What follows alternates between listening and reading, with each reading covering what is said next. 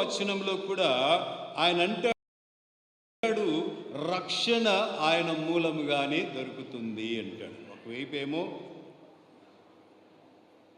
క్షమాపణ, రెండవ వైపు రక్షణ అది ఆయన ద్వారానే కలుగుతుందన్న సత్యాన్ని మనకు బోధిస్తున్నవాడై ఉంటున్నాడు.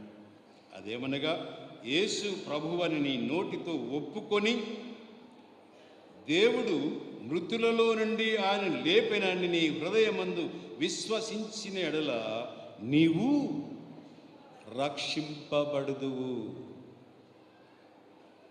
Where there is salvation, the reliance will be saved us. విశ్వాసం ఎప్పుడైతే కలిగి ఉంటామో అప్పుడే మనము రక్షించబడతాము. దేవుని యందు ప్రియమైనటువంటి వారులారా, మూడవది ఏమిటనగా, యోహాను శుభవార్త 3వ అధ్యాయం 36వ వచనంలో ఏమంటాడంటే, మీరు అనగా ఎవరైతే నిత్య జీవమును కోరుకుంటారో వారు క్రీస్తునందు విశ్వాసం ఉంచితే నిత్య జీవం పొందుతారు. అనగా పరలోక రాజ్యాన్ని అందుకుంటారు, లేదా పరలోక రాజ్యంలో ప్రవేశము దొరుకుతుంది. విశ్వాసం లేకుండా, క్రీస్తును అంగీకరించకుండా ఎవరు కూడా నా తండ్రి యొద్దకు రాలేడు అంటాడు. క్రీస్తు నందు విశ్వాసమే మనల్ని పరలోక రాజ్యమునకు చేర్చుతుందని దేవుని మాటగా గుర్తు చేయబడుతూ ఉన్నాం. దేవుని యందు ప్రియ బిడ్డలారా, అనితరమైనటువంటి ఈ 3 సుఖాలు దేవుడు మనకు అందిస్తాడు. అనితరమైనటువంటి సుసాధ్యము కానటువంటి వాటిని కూడా సాధ్యము చేయటానికి క్రీస్తునందు విశ్వాసం ఉంచితే అవి మనకు సాధ్యమవుతాయని దేవుని మాటగా గుర్తు చేయబడుతూ ఉన్నాం. క్రిస్మస్ అనేది, లేదా క్రిస్మస్లో క్రీస్తు మనలను అనగా బ్రతిమాలుచున్నటువంటి మాట ఏమిటనగా, యోహాను శుభవార్తలో 14వ అధ్యాయం 1వ వచనం అంటాడు, మీరు దేవుని యందు విశ్వాసం ఉంచారు కనుక అలాగే నా యందును విశ్వాసం ఉంచుడి. దేవుడు అన్నటువంటి వాడు ఉన్నాడు గనుక, తండ్రి అయినటువంటి దేవుడు ఉన్నాడని మీరు నమ్ముచున్నారు గనుక, ఆయన ఏ విధంగా నమ్ముచున్నారో నన్ను కూడా నమ్మండి. నన్ను నమ్మినట్లయితే మీకు విశ్వాసము ద్వారా రక్షణ, విశ్వాసం ద్వారా క్షమాపణ, విశ్వాసం ద్వారా నిత్య జీవము అనుగ్రహిస్తాను అని చెప్పేసి దేవుని మాటే. దేవుని యందు ప్రియమైనటువంటి వారులారా, మరి విశ్వాసం కావాలంటే ఎలాగా, ఏమి చేయాలి అని మనం అడిగితే, రోమా పత్రికలో 17వ అధ్యాయము 17వ వచనంలో ఏమంటాడంటే, కాగా వినుట వలన విశ్వాసము కలుగును, వినుట క్రీస్తును గూర్చిన మాట వలన ఆయన రాకడ వలన రానై ఉన్నది అని చెప్పేసి మాట్లాడతాడు. ఇంకొక మాట పౌలు ఏమంటాడంటే, బోధించబడకపోతే ఏ విధంగా వింటారు, వినకపోతే ఏ విధంగా వారు మార్పు చెందుతారు, మార్పు చెందకపోతే వారికి విశ్వాసం ఏ విధంగా వస్తుంది అంటాడు. ఇక్కడ వినుట అనేటువంటిది, వాక్యము వినుట అనేటువంటిది చాలా మరి ప్రాముఖ్యముగా ఉన్నదని చెప్పేసి దేవుని మాటగా జ్ఞాపకం చేయబడుతున్నాం. దేవుని యందు ప్రియులారా, ఇప్పటికే చాలా వరకు చాలండి బాబు, ఎక్కువగా చెప్పారు, మీరు పక్కకు తొలగితే మేము కానుక వేసి ఇంటికి వెళ్ళాలి అన్నటువంటి భావనతో ఎంతమంది ఉన్నారో నాకు తెలియదు, కానీ ఎంతమంది ఉండినా లేకపోయినా ఉన్నది ఉన్నట్టుగా చెప్పడానికి ఇంకా 3 అక్షరాలు ఉన్నాయి, వాడిని చెప్పి నేను ముగిస్తాను, అంతవరకు ముగించను. ప్రియులారా, ఒకసారి ఆలోచన చేద్దాం. అనగా మనకు ఏ విధంగా ఈ రక్షణ కావాలి అనేటువంటిది ఆలోచన చేస్తే, లూకా శుభవార్తలో 18వ అధ్యాయం ఆయన అంటాడు, మరి ఈ క్రీస్తు ప్రభుల వారి యందు విశ్వాసం ఉంచటానికి, ఆయన రానైనటువంటి ఆ రాకడ కొరకు ఎదురు చూసినటువంటి వారముగా, లేదా విశ్వాసంతో నమ్మకంతో ఎదురు చూసినటువంటి వారముగా ఉండాలని ఆయన అంటాడు. ఎందుకు వస్తున్నాడు ఆయన, ఎందుకు రావలసి వచ్చింది అని ఆయన ఆలోచన చేస్తే, ఆయన క్రీస్తులో అనగా క్రీస్తు మనలో దేని కొరకు ఈ లోకానికి వస్తున్నాడు అని ఆలోచన చేయాలి. అది మనం ఆలోచన చేస్తే, నీ అందం కోసం వస్తున్నాడా, నీ సౌందర్యం కోసం వస్తున్నాడా, నీ ఆస్తి కోసం వస్తున్నాడా, నీ యొక్క పలుకుబడి కోసం వస్తున్నాడా, లేకపోతే నీ దగ్గర ఉన్నటువంటి శౌర్యం కోసం వస్తున్నాడా, నీ సంపద కోసం వస్తున్నాడు, దేనికోసం వస్తున్నాడు?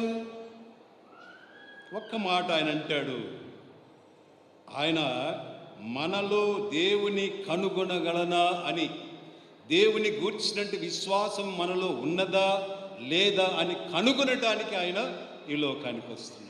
అందుకే లూకా శుభవార్త 18వ అధ్యాయం 8వ వచనంలో చివరి భాగంలో ఏమంటాడంటే, విశ్వాసమును కనుగొనగలనా అంటాడు. అక్కడ ఈ ప్రజలలో ఎవరి కొరకైతే లోకంలోనికి వచ్చానో, ఎవరి కొరకైతే లోకంలో వారి వలె వారి రూపము దాల్చి వచ్చానో, వారిలో విశ్వాసమును నేను కనుగొనగలనా? ఆ కనుగొనటానికే యేసుక్రీస్తు ప్రభుల వారు ఇక్కడికి వస్తున్నాడు.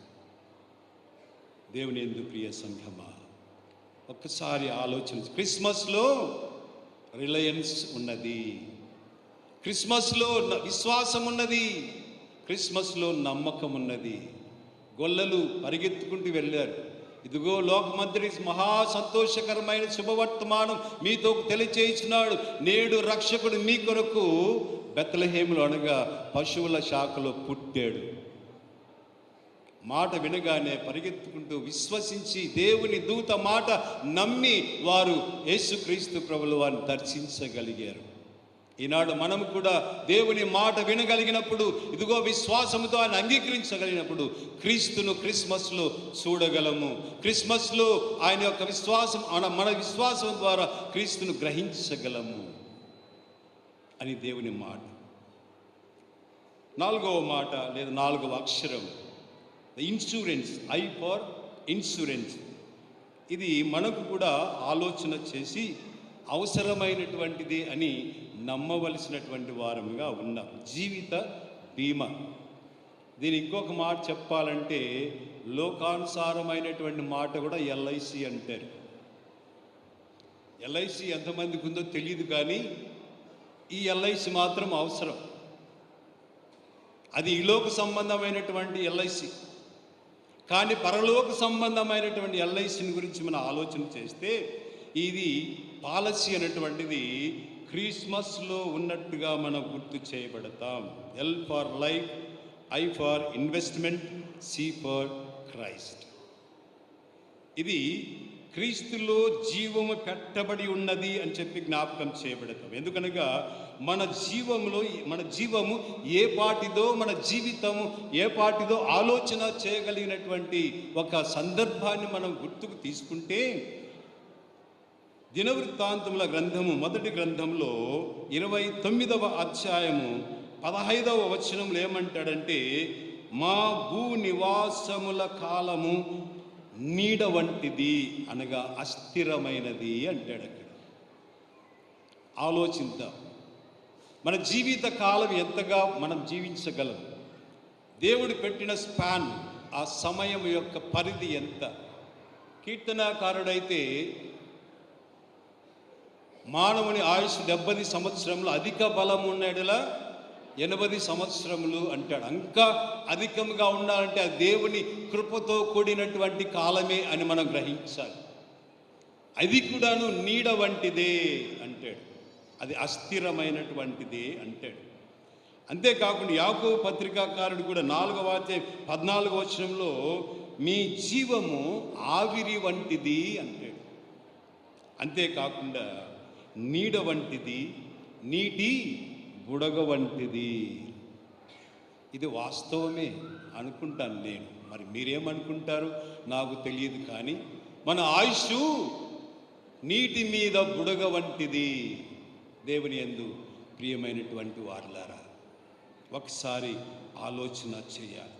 ఇలాంటి జీవితమును బట్టి దేవుడు అనగా మన యొక్క జీవితాన్ని ఏ విధముగా దాన్ని పెంచనై ఉన్నాడో, ఏ విధముగా ఆయన మనల్ని కాపాడనై ఉన్నాడో ఆలోచన చేయాలి. మరి ముఖ్యంగా యవన ప్రాయంలో ఉన్న యవన బిడ్డలందరినీ కూడా ఒక్కసారి ఒక ఆయన ఏమని చెప్పాడు అని అంటే ఆ మాటను నీకు గుర్తు చేస్తాను. జీవిత కాలంలో యవన దశ బెత్తడి అంటాడు. అంటే యవన కాలంలో బెత్తెడుమైన జీవిస్తాం, ఆ తర్వాత ప్రాయం మారిపోతుంది, వయసు మీరిపోయిన తర్వాత మనం ఇంకా యవనస్తులం అనుకోవడానికి వీల్లేదు. అనగా యవన ప్రాయములోనే దేవుని యొక్క కాడి మోయట మేలు అని దేవుడు చెప్పిన మాటను ఆలకించువాడవై నీ జీవితానికి ఇన్సూరెన్స్ చేసుకోవాలి. నిత్య జీవంలోనికి వెళ్ళటానికి నీవు ఒక ఇన్సూరెన్స్ చేసుకోవాలి. అదే క్రీస్తు ప్రభుల వారిని అంగీకరించుట. యవన ప్రాయంలో క్రీస్తును అంగీకరించిన వాడవైతే నీవు ధన్యుడుగా జీవిస్తావు, దీవెనకరంగా జీవిస్తావు, అనేకులకు సాక్షికరంగా జీవిస్తావు, అనేకులకు మాదిరికరంగా జీవిస్తావు, అన్ని ఆశీర్వాదములు పొంది నిలకడైన జీవితాన్ని ఈ లోకంలో జీవిస్తావు. యవన ప్రాయంలో ఏమేమి అలవాటు కలిగి ఉన్నావో, ఏమేమైతే చెడు అలవాటుతో సతమతమైపోతున్నావో, నీ శరీరాన్ని నాశనం చేసుకుంటున్నావో, నీ శరీరాన్ని బూడిది చేసుకుంటున్నావో ఒక్కసారి ఆలోచన చేయండి. యవనస్తులారా, నీ జీవితం బెత్తడే. ఆ కాలంలోనే సమయం ఉండగానే, దీపం ఉండగానే నీ ఇంటిని, నీ శరీరాన్ని, నీ జీవితాన్ని కాపాడుకోవలసిన బాధ్యత ఈ ఇన్సూరెన్స్ ద్వారానే కలుగుతుందన్న సత్యాన్ని మనం జ్ఞాపకం చేయబడుతూ ఉన్నాం. దేవుని యందు ప్రియమైనటువంటి వారులారా, నిజంగానే ఇది యెషయా గ్రంథం 40వ అధ్యాయం 8వ వచనంలో మనం చూసినప్పుడు అది సర్వ శరీరులు గడ్డి వంటి వారే అంటాడు. ఉదయం పుష్పిస్తుంది, సాయంత్రానికి వాడబారిపోతుంది. నీ జీవితం ఎలాంటిది ఆలోచించండి. ఈ రోజు ఉన్నవాడు లేకపోతూ ఉన్నాడు, బయటికి వెళ్ళిన వాడు ఇంటికి రావడానికి వీలు లేనటువంటి పరిస్థితిలో ఉన్నారు. ఒక భయంకరమైన దినాలలో మనం జీవిస్తున్నటువంటి సందర్భాలలో నీకు ఒక ఇన్సూరెన్స్ అవసరం. అదే క్రీస్తు. ఈ జీవం చాలించిన తర్వాత దేవునితో సహవాసం చేయుటకై, దేవుని యొక్క రాజ్యంలో నివాసం చేయుటకై నీకు ఇన్సూరెన్స్ క్రీస్తు ప్రభుల వారే. ఎందుకనగా మా జీవము క్రీస్తుతో కూడా దాచబడి ఉన్నదని పౌలు సెలవిస్తాడు. మరి కొలస్సీలకు రాసిన పత్రిక 3వ అధ్యాయం 3-4 వచనాల్లో మాట్లాడతాడు. మన జీవం ఎక్కడ దాచబడి ఉన్నది? ఇన్సూరెన్స్ అనగా క్రీస్తుతో దాచబడి ఉన్నది. మన జీవితము క్రీస్తులో దాచబడి ఉన్నది కనుక మన జీవితము క్రీస్తుకు అప్పగింపబడినటువంటి వారంగా ఉన్నాం. దేవుని యందు ప్రియులారా, మరొకసారి లైఫ్ ఇన్సూరెన్స్ అనగా లైఫ్ క్రిస్మస్ ఈ క్రిస్మస్. LIC అనగా లైఫ్ ఇన్సూరెన్స్ క్రిస్మస్. 5వ వచనం చెప్పినాను, ముందుకు వెళ్దాం. ఎస్ ఫార్ సెయింట్, పరిశుద్ధుడు, పావనుడు అన్నటువంటి మాట. చాలామంది పెద్దలు ఏం చెప్తారంటే పువ్వు పుట్టగానే పరిమళం తెలుస్తుందంటారు. అనగా యేసు క్రీస్తు పుట్టగానే ఆ పరిమళము తెలియపరుస్తుంది. చాలామంది పెద్దలు ఉన్నారు. మన మాజీ ముఖ్యమంత్రి వర్యుడు, మరి అక్కడ అన్నగారులు ఉన్నారు, మన అన్న అవినాష్ గారు ఉన్నారు. వారి జీవితాలలో పువ్వు పుట్టగానే వారి యొక్క నాయకత్వ లక్షణాలు, వారి మీద ప్రజలకు ఉన్నటువంటి ఆ ప్రేమాభిమానాలు అప్పుడే వెలిశాయి. Because of their parents. తల్లి ఇక్కడే ఉన్నది, విజయమ్మ గారు.